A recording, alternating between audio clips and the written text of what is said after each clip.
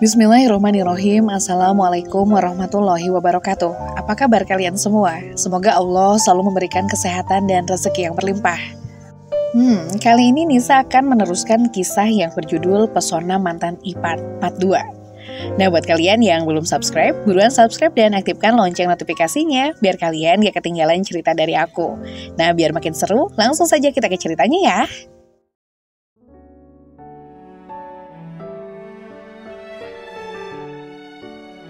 Aku menoleh ke sumber suara.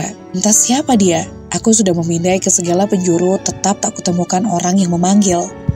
Abai terpeduli dan kembali menyibukkan diri memilih barang hingga semua selesai. Itu yang aku lakukan.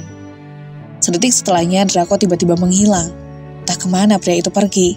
Sampai aku selesai memilih barang pun, Draco tak juga muncul. Mungkin pria itu menunggu di dalam mobil. Benar saja, jika Draco sudah ada di mobil ketika aku menengok setelah selesai berbelanja. Sudah selesai, tanyanya menyadari kehadiranku. Sudah, jawabku dan Draco pun langsung turun membantuku memasukkan barang belanjaan. Kamu dengar orang memanggilku tadi tidak? Tanyaku pada Draco saat pulang, sebab keberadaan Draco berada di belakangku tadi. Maksudnya? Tanyanya, tetapi wajahnya ada yang berbeda. Seseorang memanggilku saat aku membeli sayur tadi, kataku memperjelas ucapan. Draco menggeleng, tetapi aku kenapa jadi curiga terhadapnya? Mana Draco seolah menyembunyikan sesuatu dariku. Saat diajak ngobrol, ia seperti gelisah. Apa yang ia sembunyikan dariku? Di sebuah jalan, aku sengaja berhenti untuk sekaligus membeli makan siang, sebab hari sudah menunjukkan jam 11 siang. Berhenti sebentar kok, pintaku dan Draco pun mengangguk patuh. Menepikan mobil di depan sebuah restoran, sengaja aku beli 2 dibungkus untuk dibawa pulang. Sudah, tanya Draco saat aku kembali lebih cepat, dan di sini ia celingukan tidak jelas. Sudah, cari siapa? Tanyaku mengikuti arah ekor matanya. Oh, itu tadi ada kucing hampir tertabrak. Jawabnya lalu melajukan mobil kembali. Sesekali aku melirik ke arah Draco, wajahnya masih gelisah. Sebenarnya apa yang sedang Draco sembunyikan dariku? Sesampainya di rumah, saat aku membuka pintu ternyata Dania ada di luar kamar. Terpaksa aku meninggalkan barang di luar dan hanya membawa masuk makan siang kami saja. Segera aku menyodorkan makanan tersebut pada Dania dan memintanya makan di dalam kamar karena aku akan menata sayur di kulkas. Wanita itu patuh tak jadi makan di meja makan. Sebenarnya dalam hati tidak tega setiap kali membentaknya. Namun aku harus lakukan itu. Aku ingin Dania membenciku dan akhirnya meminta cerai. Aku ingin melihatnya bahagia bersama pria yang memang pantas menjadi pendampingnya. Apa Dania tidak mau keluar kamar? Gumamku setiap kali keluar kamar tak pernah mendapati istriku. Aku menghela nafas, Dania memang bisa menjaga diri. Buktinya ia masih perawan saat aku nodai. Sungguh wanita hebat yang bisa menjaga diri. Tetapi kenapa saat menjadi istri Zain mereka tidak melakukan? Aku jadi ingat bait pesan dari Zain jika Dania pernah mengalami gangguan mental akibat ulah ibnu. Mungkin dengan alasan itu Zain tidak menyentuh hingga Dania sembuh. Dan saat Dania sembuh Zain pergi, malang sekali nasib abangku itu, surga bagimu Zain. Malam hari aku keluar untuk mencari makan malam. Kebetulan saat aku membeli makan, di sana ada komunitasku. Lama sekali aku tak bergabung dengan mereka. Al, teriak Jessie, wanita yang aku marahi habis-habisan setelah aku menodai kakak iparku. Mau apa dia memanggilku? Aku sengaja menghindar dari mereka. Aku lebih menghargai istriku. Bergaul boleh, tetapi di sini aku sudah tidak lajang lagi. Istriku menunggu di rumah dan aku tidak ingin dia kelaparan malam ini. Al, tunggu sebentar. Teriaknya mengejarku hingga ke parkiran. Tunggu Al. Napas Jessie ngos-ngosan. Wanita itu berhenti di depanku menghadang. Aku minta maaf soal waktu itu. Aku menyesal Al. Jessie memohon mengiba. Sudah, lupakan Jess, aku harus segera pulang. Jawabku acuh, apa yang pernah Jessie lakukan padaku itu sangatlah keterlaluan. Al, panggilnya tetapi aku tak peduli. Aku hanya minta kamu hadir dalam acara pertunanganku dengan Draco. Teriaknya membuatku kaget dan seketika menoleh. Pertunangan? Tanyaku ragu. Kemarin aku dan Draco bertemu, pria itu diam saja, tidak bicara soal pertunangan, apa mungkin ini dadakan? Jess, teriak Draco. Pria itu tampak kaget saat mendapatiku ada di sana. Mungkinkah ini yang dia sembunyikan dariku dan tampak gelisah kemarin? Al, dirinya tetapi masih mampu terdengar meski samar. Kemudian Jessie mendekat, menggandeng tangan Draco. Besok kita benar akan tunangan kan kok? Iya, jawab Draco tegas. Besok malam hadir dalam acara pertunangan kami, Al. Maaf aku tidak bilang kemarin, karena aku takut jika kamu akan melarangku menikahi Jessie setelah apa yang pernah terjadi dengan kalian waktu itu. Jawab Draco dan kini aku paham alasan mengapa dia diam. Aku yang tadinya menghindari Jessie kini malah mendekat, menyetujui hubungan mereka dan akan hadir di acara pertunangan besok malam. Semoga kalian bahagia, kataku menepuk lengan Draco. Aku akan hadir besok malam. Ibuku mengulas senyum lalu pamit. Kini tak ada lagi yang aku takutkan lagi. Jessie tidak akan menggangguku lagi karena dia akan menjadi istri Draco. Namun siapa sangka jika di malam pertunangan mereka Jessie kembali berbuat nekat. Wanita itu memasukkan obat ke dalam minumanku. Al, sebelum aku dinikmati oleh Draco, aku ingin menyerahkan keperawananku padamu terlebih dahulu. Ujarnya seraya mengusap-usap daguku lembut dan aku hampir saja terbuai menyentuhnya. Plak. Kamu tidak kapok, Jess. Pian datang membantuku. Tidak, selama Al belum menyentuhku, aku akan terus menjebaknya. Dasar wanita gila. Jika Draco tahu dia tidak akan sudi menikahimu. Vian kian meradang seraya memegang lenganku. Dan jika sampai aku tahu kamu menceritakan pada Draco, jangan harap kamu masih bisa masuk dalam komunitas itu lagi. Anjam Jessie tak mau kalah. Tanpa menjawab, Vian langsung membawaku pergi dari tempat ini. Pulang kemana, Al? Tanyanya. Apartemen, jawabku. Baiklah, sautnya lalu melajukan motor dengan sangat cepat. Sebab di sini aku semakin tak terkendali. Gejolak dalam diri semakin tak tertahan. Setelah ini berendam dalam air, nanti rasa itu akan berangsur menghilang. Ya, walaupun butuh waktu, kata Vian saat kami tiba di depan pintu kamarku. Aku mengangguki ucapannya. Aku hanya bisa antar sampai sini, harus segera kembali ke acara, takut Draco mencariku. Pamitnya. Iya, makasih ya. Balasku dan pria itu mengangguk seraya tersenyum lalu pergi. Aku segera membuka pintu dan akan berendam seperti saran Vian. Namun ternyata Dania ada di luar kamar dan wanita itu mendekat untuk membantuku. Sehingga malam ini aku kembali menodainya. Gejolak dalam diri yang tak tertahan membuatku kembali menyakiti hati Dania. Ini adalah kedua kalinya aku memaksa Dania melayaniku. Bodoh, aku pria bodoh. Tak bisa menghargai wanita, hanya bisa menyakiti saja. Sesalku tiada arti. Aku harus semakin bersikap ketus pada Dania agar wanita itu membenciku dan minta cerai. Meski aku menyesal setiap kali bersikap demikian padanya, tetapi aku tetap harus melakukan itu. Lebih cepat akan lebih baik, agar aku tidak terus-menerus menyakiti hatinya. Maafkan aku, Dania. Hatiku menjerit setiap kali berbicara kasar dan ketus pada Dania. Sanggupkah aku melakukan itu hingga Dania menyerah dan minta cerai dariku? Seperti malam ini saat aku mengobrol dengan Abi di meja makan, aku berkata jika Al mengatakan jika dia sebenarnya memiliki rasa sayang terhadapku di depan Abi. Entah ucapan itu dari hati Al atau dia hanya ingin membuat Abi agar tidak marah terhadapnya. Benarkah apa yang kamu katakan itu, Al? Abi saja tak percaya apalagi denganku. Rasanya tidak mungkin jika Al peduli denganku, sebab dari sikapnya saja sudah terlihat jika dia kasar dan dingin terhadapku. Terserah jika Abi tidak percaya, Al hanya mengatakan apa yang Al rasakan. Tapi sikapmu terlalu kasar padanya, kata Abi tidak yakin dengan ucapan Al. Al merasa tidak pantas untuk Dania. Al tidak sepadan dengan Zain yang berilmu tinggi, sedangkan aku hanya manusia fakir ilmu. Aku tak pantas menjadi suami Dania. Dia lebih pantas dengan pria yang imannya teguh, tidak berandalan seperti aku. Kini aku paham alasan mengapa Al bersikap dingin, namun pada kenyataannya walaupun dia bersikap dingin, Al tetap perhatian dan peduli terhadapku, peduli akan kesehatanku dan tidak membiarkan aku sakit. Niatku mengambilkan makan untuk Umi sengaja aku tunda hingga Al dan Abi selesai makan. Aku memilih masuk kembali ke kamar Umi. Dalam hati aku merasa bahagia karena Al tidak membenciku, meski aku sendiri tidak yakin bisa menggantikan Zain di hatiku dengan Al. Namun setidaknya dalam rumah tangga yang kujalani ini tidak ada kata saling membenci. 10 menit berlalu, aku kembali keluar kamar menuju meja makan. Di sana tinggal Abi yang sedang menghabiskan minumannya. Kemana Al pergi? Di kamar tidak ada saat aku tengok tadi. Selesai mengambil makanan dan menyuapi Umi, aku kembali keluar untuk beberes. Saat aku menoleh ke arah kamar lalu ruangan lain dan Al tetap tidak ada. Kemana dia pergi? Kenapa nggak balik-balik? Al tadi pamit ke pondok, kata Abi saat mendapatiku celingukan. Aku menggaruk kepala yang tidak gatal sama sekali.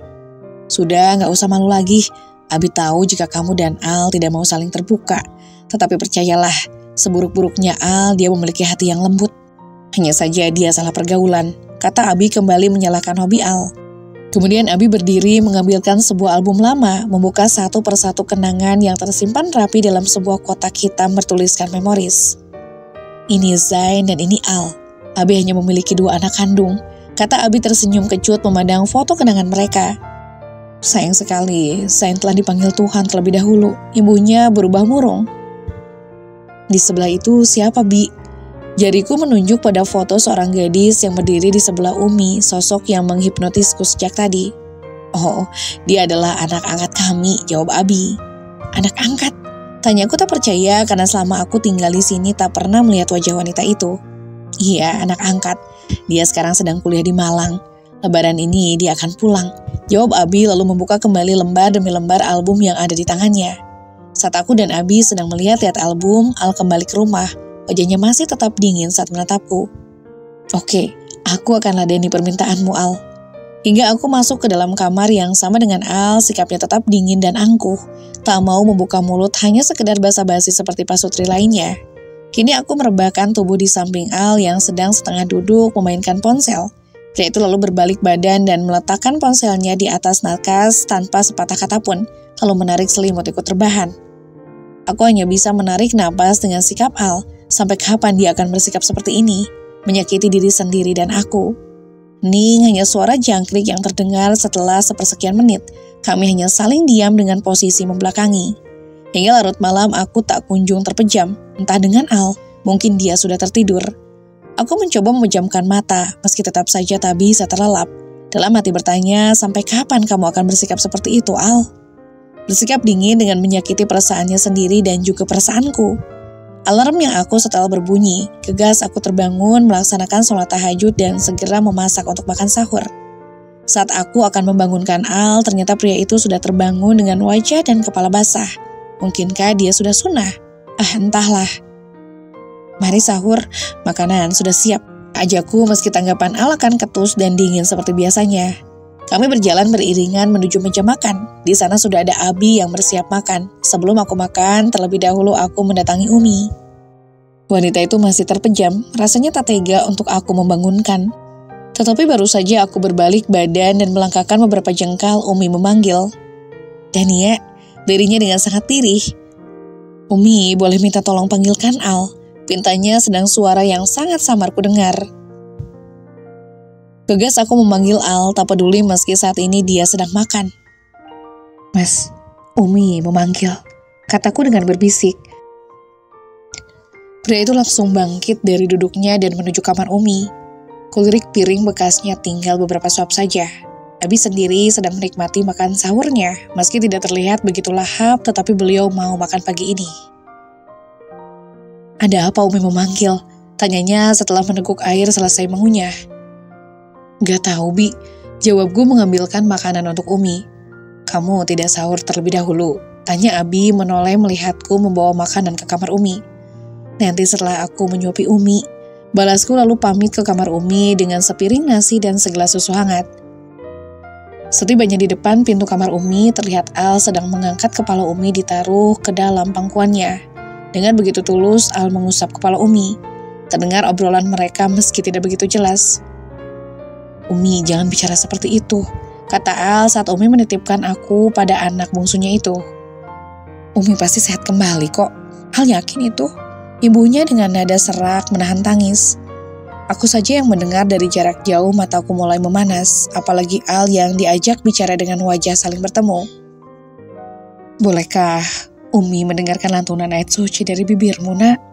Hatiku semakin teriris mendengarnya, rasa takut akan kehilangan sosok wanita baik dan tulus bergerilya dalam pikiran. Meski telah berusaha menepis, tetap saja tak maunya. Al mengalihkan pandangan, hingga ia mendapati aku yang sedang berdiri menatap ke arahnya. Dia itu memberi anggukan kecil, gegas aku mendekat padanya. Tolong ambilkan Al-Quran Dania, pintanya padaku dengan suara halus. Aku pun patuh lalu melakukan perintahnya. Mengambilkan Al-Quran di dalam lemari kecil, kemudian memberikan pada Al. Boleh tolong bacakan surat Yasin, Nak, Pinta Umi dan Al pun langsung membacakan. Seketika hatiku ternyum mendengar lantunan dari bibir Al. Suaranya tak kalah merdu dengan Zain. Bacaannya pun begitu fasih, sangat jauh berbeda denganku. Nah, Dania, lirik Umi memintaku memegang tangannya. Segera aku lakukan permintaannya. Iya Umi.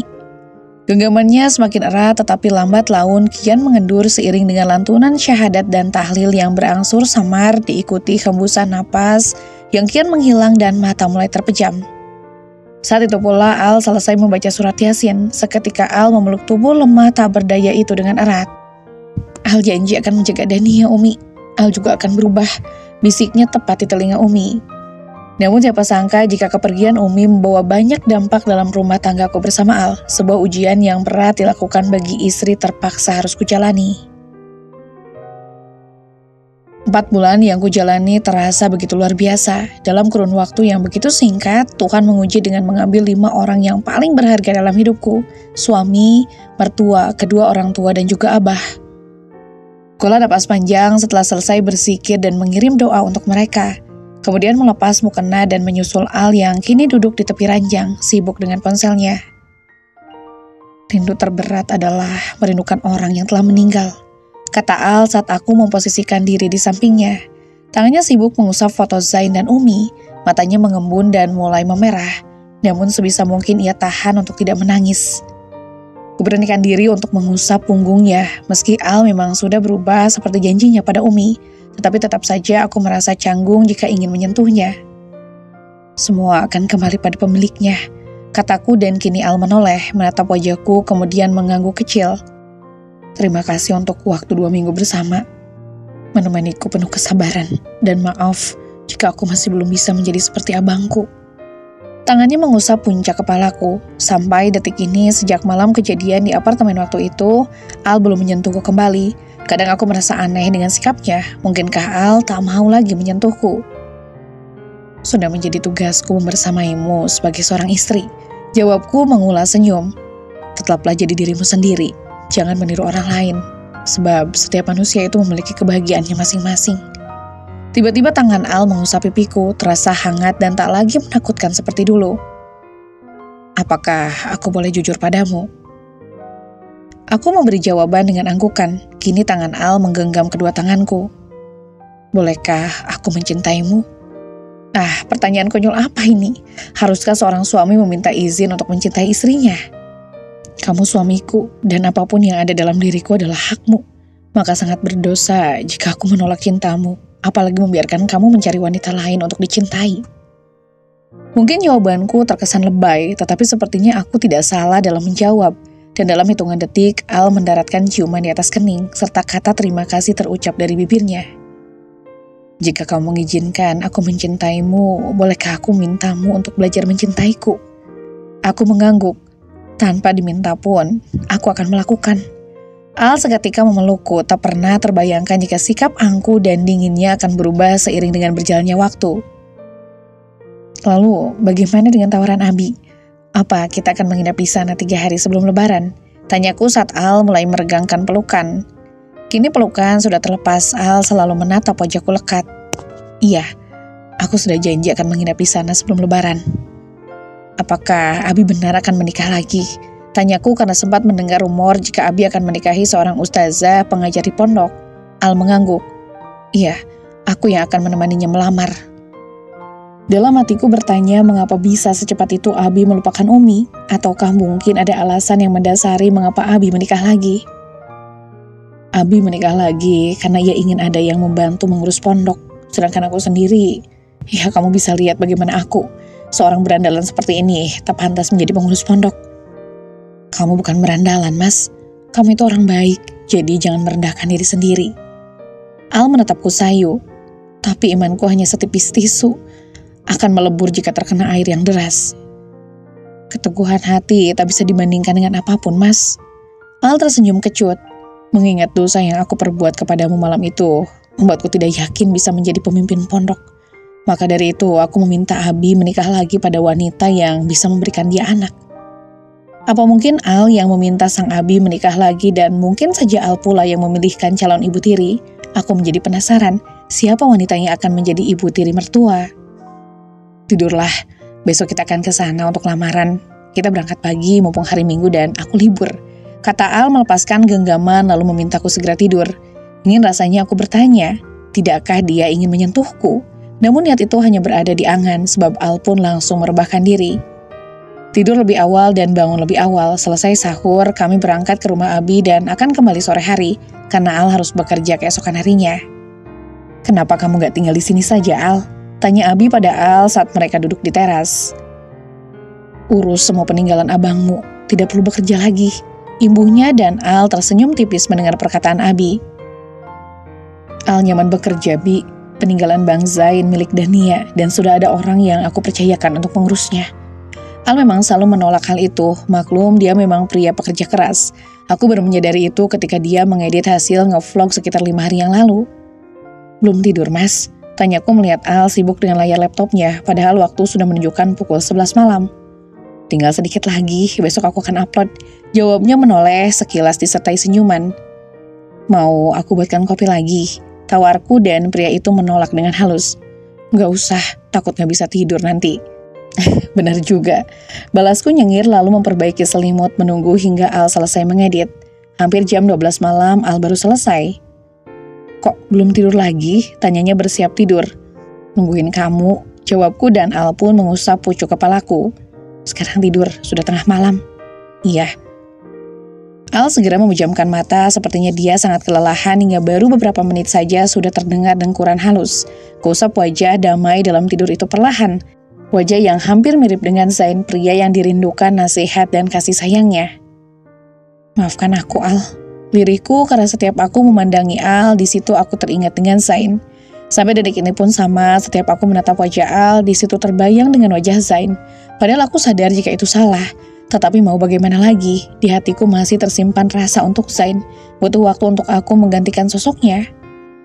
Al ternyata menyadari kehadiranku. Pria itu melambaikan tangan agar aku bergabung dengan mereka.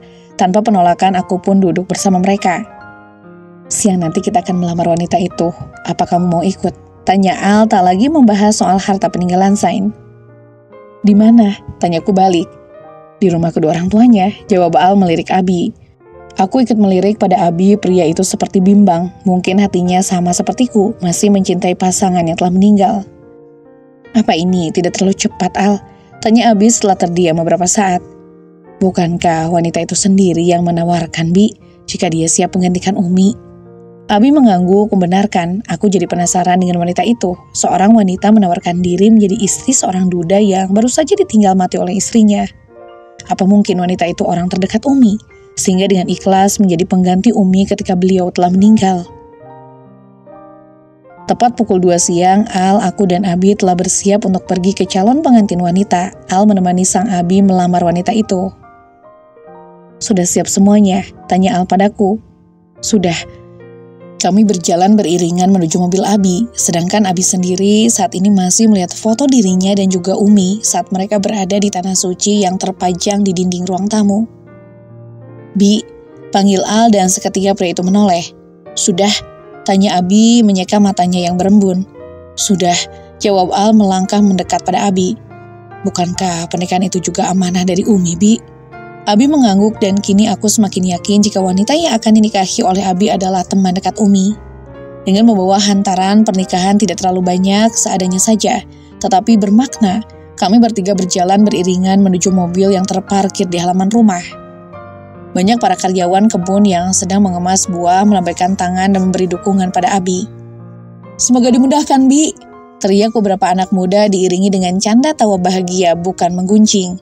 Sifat baik Umi dan Abi membuat para pekerja betah dan Abi pun menganggap semua yang tinggal di sana adalah keluarga, bukan antara juragan dan majikan. Mobil melaju meninggalkan kampung elit, entah kemana arah jalannya, aku sendiri tak tahu. Sebab selama tinggal bersama Umi dan Abi, aku tidak keluar kemanapun, hanya berdiam diri di rumah. Apalagi waktu itu aku juga sedang dalam masa idah, wajib bagiku menjaga diri dari pandangan yang bukan mahram. Belok kanan kan, Bi? Tanya Al saat berada di sebuah pertigaan. Iya, belok kanan rumahnya paling ujung, jawab Abi seraya tangannya menunjuk ke jalan yang dimaksud. Al pun membelokkan mobilnya ke arah yang disebutkan Abi, berhenti di depan rumah dengan ukiran kayu jati. Halaman rumahnya begitu luas, Sepertinya bukan orang biasa, tetapi kenapa mau menikah dengan Abi? Siapa sosok wanita itu? Aku jadi makin penasaran. Al turun terlebih dahulu, kemudian diikuti oleh Abi, baru kemudian aku. Denia, sini. Al memintaku mendekat dan berjalan di sampingnya. Kami berjalan memasuki area depan rumah. Setibanya di depan teras, orang yang ada di dalam seketika menyambut kedatangan kami.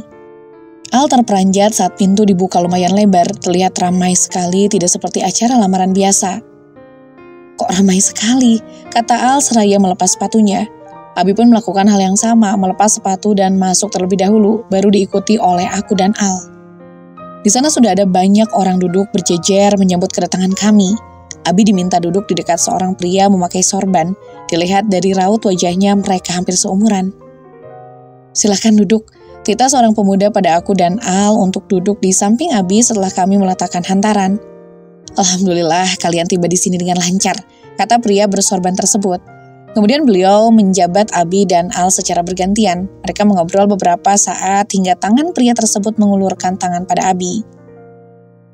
Apa maksudnya? Mungkinkah mereka menikah hari ini juga? Tiba-tiba dalam hitungan detik ijab kabul terucap dan kini Abi telah sah menikah.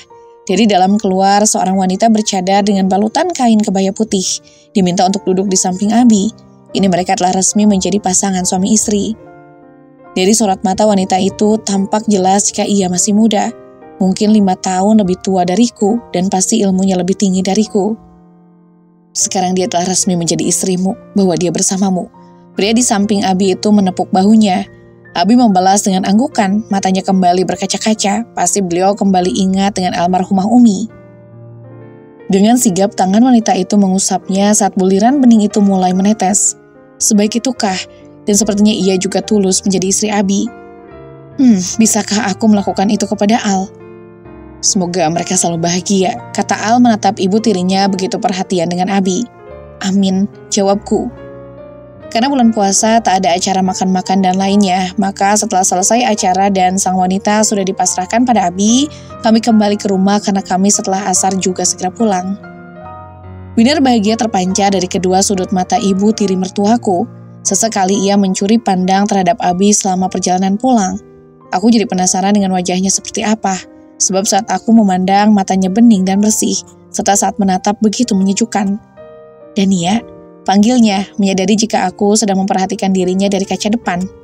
Iya, Umi, jawabku sedikit canggung saat menyebutnya Umi. Apa kamu ingat dengan Umi? Tanyanya. Apa kita pernah bertemu sebelumnya, Umi? Pernah. Aku pernah masuk ke kamarmu saat sakit. Jawabnya dan kini aku ingat betul siapa wanita yang pernah bertemu denganku waktu itu. Wanita baiknya luar biasa. Dia merawatku saat sakit demam hingga demamku turun. Pantas saja jika wanita itu terlihat lemah lembut dan baik hati. Saat merawatku saja dia begitu tulus. Hampir seharian beliau menunggu dan merawatku sampai demam berangsur menghilang. Jadi Umi yang waktu itu. Aku membalikan badan dan tersenyum ke arahnya. Wanita itu mengangguk dan membalas senyumanku, terlihat kedua matanya yang menyipit.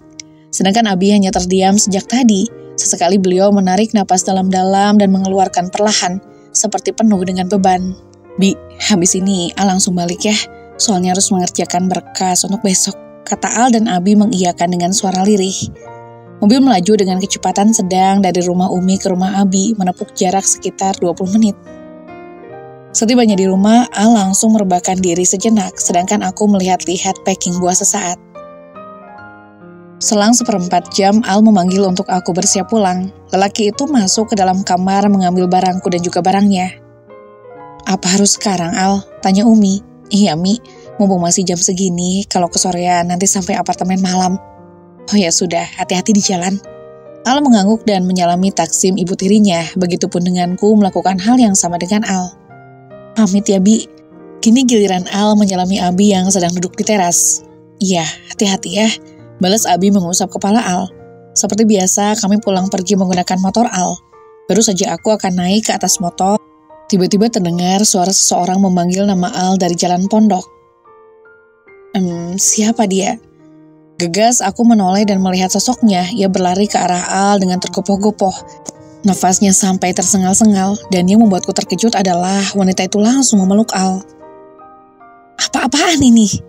Dan, kenapa Al juga membalas pelukannya? Wah, ini tidak beres nih.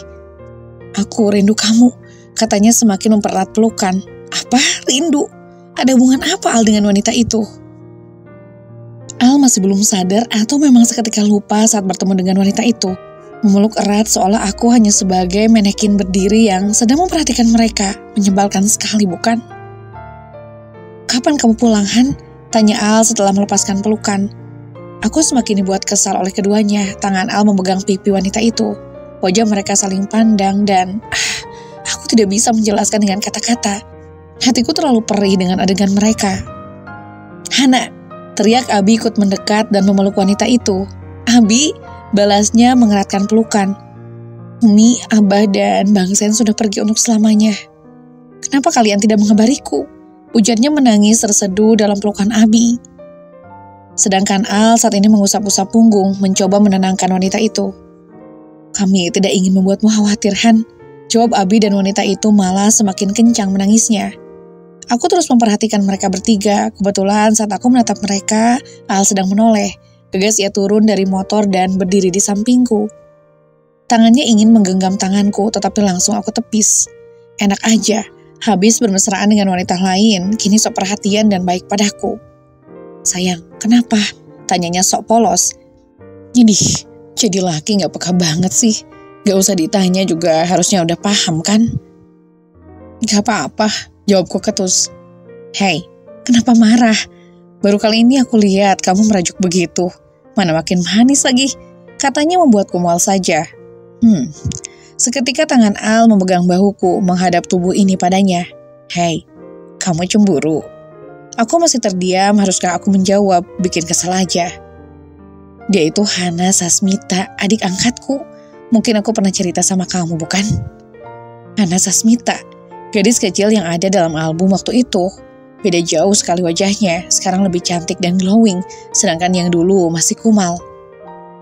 Han, panggil Al dan ia pun seketika melepaskan pelukan Abi. Sini, kenalin, ini istri abang. Ibu Al mengusap punggungku. Iya bang, jawabnya patuh. Kemudian melangkah meninggalkan Abi dan mendekat padaku. Tangannya terulur sebagai perkenalan. Dengan senang hati aku menerimanya jabatan tangannya.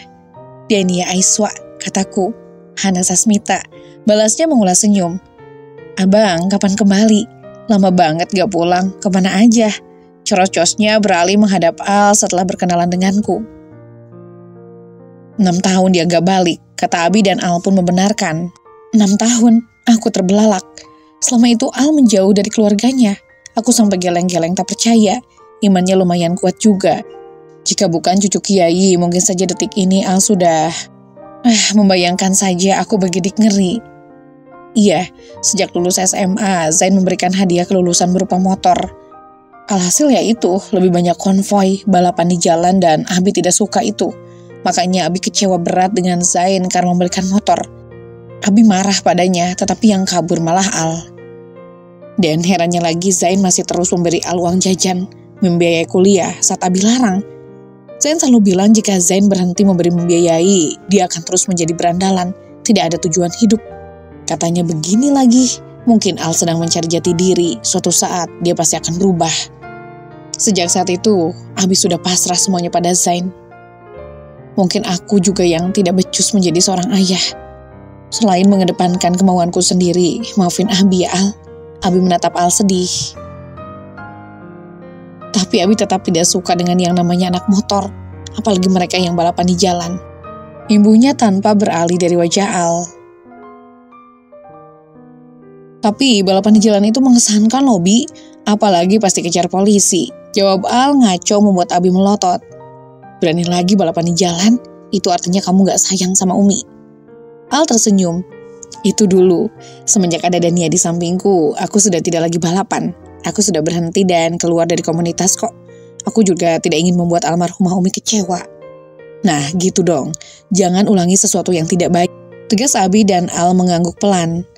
Perkenalan cukup sekian, Al langsung pamit dan pulang. 14 hari setelahnya menjelang 3 hari lebaran, aku dan Al kembali ke rumah Abi. Seperti janji Al jika kami akan menginap di sana sebelum lebaran. Hari jadi ya, kata Al selesai mengedit video pagi ini. Jadi ke rumah Abi, tanyaku memastikan. Iya sayang, balasnya menutup laptop lalu mendekat padaku. Tangannya memegang tangan kananku dan mengecap lembut punggungnya. "Kenapa sih, Mas?" tanyaku melihat tingkah aneh Al yang tiba-tiba senyum sendiri tidak jelas. "Mas, boleh tanya sesuatu?" kata Al mengajakku duduk di tepi ranjang. Aku mengangguk seraya menatap kedua matanya. "Ya boleh dong, emangnya mau tanya apa sih?" Hatiku penasaran dengan apa yang akan Al tanyakan. Kenapa tingkahnya aneh begini? Apa dia akan minta nikah lagi? "Mau tanya apa?" "Jangan bikin aku berpikir negatif dong, Mas," kataku karena Al tak kunjung berucap. Al menarik napas sejenak, kemudian menghadapkan tubuhnya padaku. Kedua tanganku seketika digenggam erat olehnya. "Jika seandainya nih ya," Al berhenti sejenak. Aku semakin antusias. "Jika seandainya aku minta sama kamu, apa kamu bakalan ngasih?" Pertanyaan macam apa ini? Tidak jelas sama sekali. Minta apa coba? Kawin apa nikah? Minta apa? Aku terlonjak kaget. Lagi Al berhenti berucap. Minta nikah lagi. Dan kini wajah Al yang berubah kaget. Menikah lagi? Aku nikah lagi? Sama siapa sayang? Al mencubit hidungku diiringi tawa kecil. "Ya siapa tahu," jawabku sedikit kesal. "Ya enggak lah, nikah lagi. Kamu pikir poligami itu indah apa? Kayak di novel-novel aja, banyak tuh perseteruan antara istri dan madu." "Lah, terus kamu minta apa, Mas?" tanyaku lagi. "Kalau aku minta kawin, kamu mau?" Pertanyaan konyol apa ini? Al minta kawin jam segini, mana lagi puasa lagi? "Enggak lah, kan puasa," jawabku seketika. Al tertawa kecil, kemudian mengusap pipi kananku lembut. "Bukan sekarang juga sayang, nanti malam gitu. Kalau boleh kan kita ke rumah Abi besok pagi." Jawabnya membuatku ingin tertawa sekarang. Haruskah meminta izin seperti itu? Emang agak lain si suamiku ini. Mungkin saja jika suami lain langsung minta saat malam untuk dilayani tanpa minta izin seperti Al. Aku mengangguk yakin dan Al terlihat begitu bahagia, wajahnya begitu sumringah dan bersemu merah. "Beneran?" tanyanya meyakinkan. "Iya, bener sayang," balasku yang seketika mendapat pelukan dari Al. "Terima kasih banyak ya," ujarnya di sela-sela pelukan kami. Al berterima kasih. Kenapa dia sesweet ini sih? Adakah suami yang meminta izin sebelum meminta? Pria purba ini mah langka sepertinya, wajib dimuseumkan. Al melepaskan pelukan dan ia pun mendaratkan kecupan hangat di atas kening. Seketika hatiku meleleh. Saat kami sedang romantis, tiba-tiba ponsel Al bergetar. Terpaksa adegan harus terhenti. Al langsung menyambar ponselnya dan segera menerima telepon tersebut. Wajah Al berubah panik setelah menerima telepon. "Ada apa kira-kira?" "Ada apa, Mas?" bisikku. Al melalui speaker panggilan. Seketika aku ikut panik. Abi berbicara marah-marah di sambungan telepon. "Katakan, siapa yang menghamilimu?" bentaknya entah pada siapa. "Hamil? Siapa yang hamil? Umi atau Hana?" Seketika aku pun ikut kaget mendengar kata hamil. Pikiranku jadi tidak karang-karuan. Jangan-jangan Umi hamil dengan pria lain, makanya dia mau menikah dengan Abi. Tetapi kenapa aku tidak yakin jika Umi yang hamil? Wanita itu terlihat sangat baik dan tidak mungkin jika melakukan hal itu di luar nikah. Apa jangan-jangan Hana? "Al, datang ke sini segera," pinta Abi sesaat setelah membentak. Iya Bi," jawab Al gemetar mendengar Abi marah-marah. Sambungan telepon sudah diakhiri oleh Abi. Al seketika lemas. "Siapa yang hamil, Mas?" tanyaku dan Al pun menggeleng. "Kamu kenapa nggak tanya?" Al kembali menggeleng kemudian mengajakku segera bersiap untuk pergi ke rumah Abi. "Kita naik taksi saja," kata Al setelah kami bersiap. Tanpa penolakan aku menuruti ucapan Al. Mau naik taksi atau motor pun sama saja, asal bisa segera sampai di sana, biar aku nggak mati penasaran siapa yang hamil sebenarnya. Dalam hitungan menit, mobil taksi yang dipesan sudah menunggu di area apartemen. Al menggandeng tanganku mengajak segera turun. Namun tiba-tiba ponsel Al kembali bergetar. Aku pikir itu adalah Abi, ternyata bukan. "Dari siapa?" tanyaku saat kami berada di dalam lift. "Teman kantor, katanya setelah lebaran aku diajak meeting di luar kota," jawabnya. "Lama?" "Enggak kok, cuma 3 hari aja." Pintu lift sudah terbuka. Al kembali menggandeng tanganku, menuntun hingga menuju taksi yang dipesan. "Sesuai aplikasi ya Pak?" kata sang supir. "Iya Pak," jawab Al. Kini mobil melaju meninggalkan area apartemen. Al sekali berusaha menghubungi entah siapa, wajahnya tampak gelisah. "Kamu nelpon siapa sih?" Wajah Al semakin gusar. "Vian, aku butuh bantuan dia nanti," jawab Al lalu memasukkan ponsel kembali ke dalam tas. "Siapa Vian?" tanyaku yang memang tidak tahu siapa Vian. teman satu komunitas dulu. Dia juga membantuku dari jebakan Jesse. Jika bukan karena Vian, entah apa yang akan terjadi padaku. Terangnya dan semakin membuatku penasaran. Maksudnya gimana? Mungkin ucapanku terdengar overprotective. Namun wajar bukan jika aku sebagai seorang istri khawatir dengan suami. Kemudian Al menjelaskan sejelas-jelasnya tentang awal kejadian ia menodaiku malam itu dan malam kedua. Aku menetapnya iba, Al dijebak dan dia pula yang kuanggap bejat. Maaf ya, diriku menyesal atas prasangka burukku terhadapnya. Maaf untuk apa? Karena aku telah berburuk sangka padamu. Aku telah mengatakan kamu itu pria bejat. Bukankah aku memang pria bejat? Aku berandalan dan aku sadar itu sayang. Tangan Al mengusap kepalaku. Kusenderkan kepala di atas bahunya hingga aku lupa atas rasa penasaranku terhadap siapa yang hamil.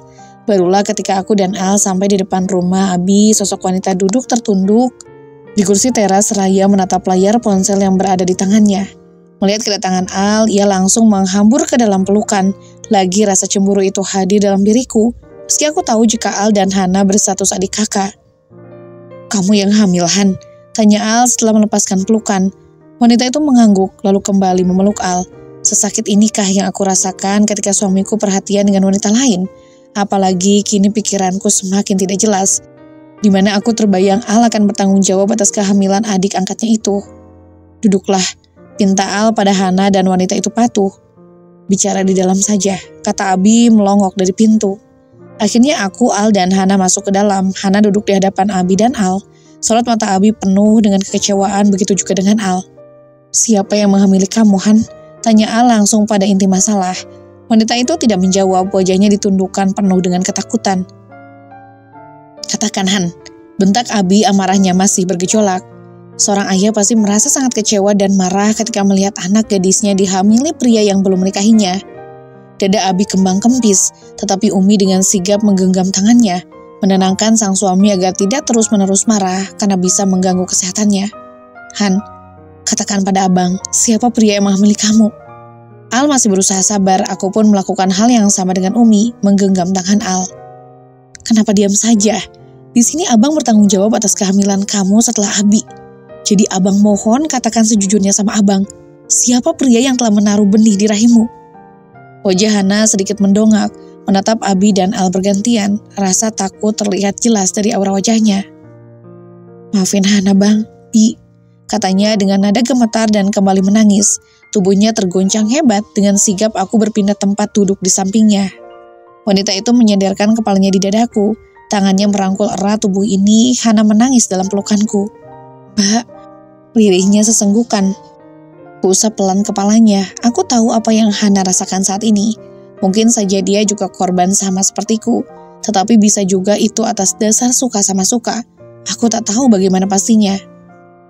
Katakan saja pada Abang Al. Dia pasti akan membantumu. Kataku terus mengusap lembut kepalanya. Hana hanya diam tidak berucap. Ia terus menangis dalam pelukanku.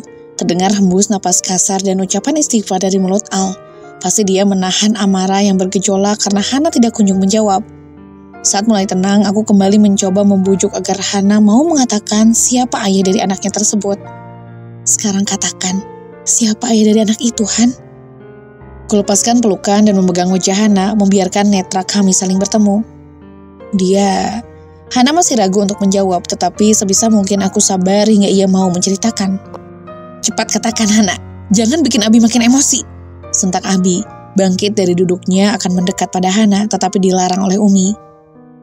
Umi, ajak Abi ke kamar dulu ya, biar Al dan Dania yang bersama Hana, kata Al dan dipatuhi oleh Umi.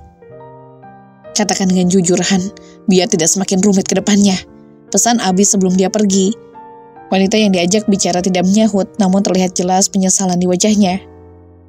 Sekarang katakan, siapa pria yang menghamilimu, Han? Ujar Al ikut mendekat dan duduk di samping Hana. Benar, Han, katakan saja, pasti Abang Al ada solusinya. Ibuku memberi anggukan kecil. Belum sempat Hana menjawab, suara deru motor memasuki halaman rumah Abi. Entah siapa dia, yang jelas suara motor itu sama persis dengan suara motor Al. Apa Vian telah membaca pesanku?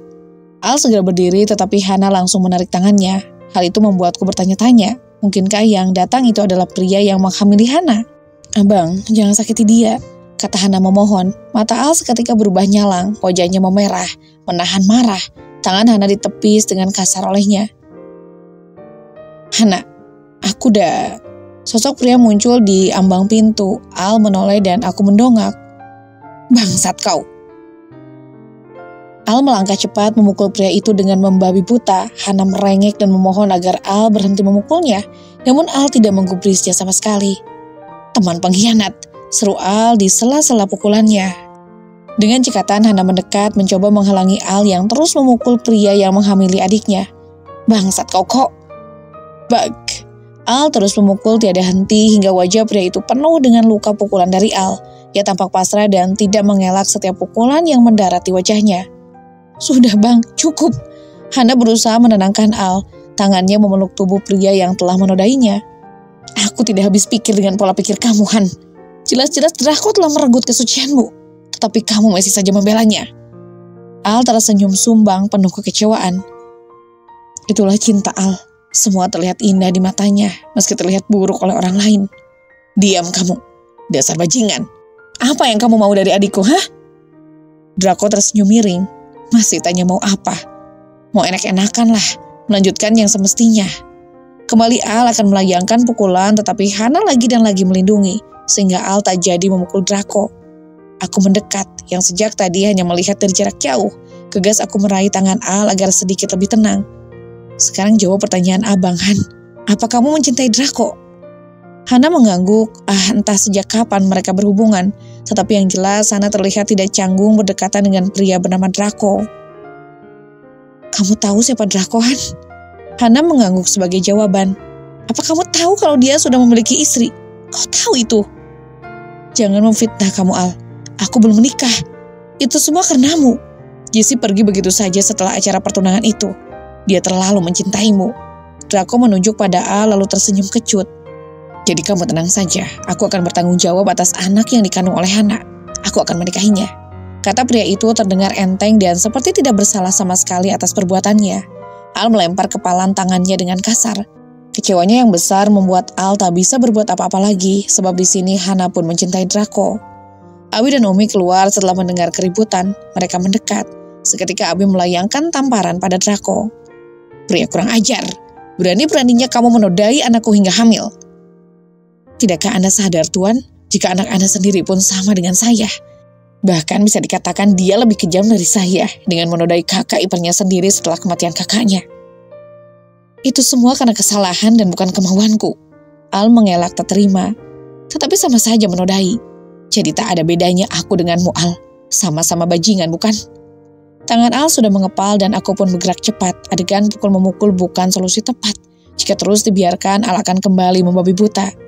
Mas, lirihku. Al akhirnya mengendurkan kepalan lalu berucap. Ya, kita sama-sama bajingan. Tetapi aku tetap tidak terima kamu menghamili adikku. Terus kamu mau apa? Bukankah sudah aku katakan aku akan bertanggung jawab? Lalu kamu meminta apa lagi? Abi seketika menyahut. Kalau begitu, hari ini juga kalian aku nikahkan. Bi, Al menatap sang Abi. Abi sudah menelepon Paman Hana. Dia akan datang ke sini. Nanti kamu urus semua, Al. Aku tidak mau aib Hana membuat nama pondok tercoreng. Suara Abi begitu tegas.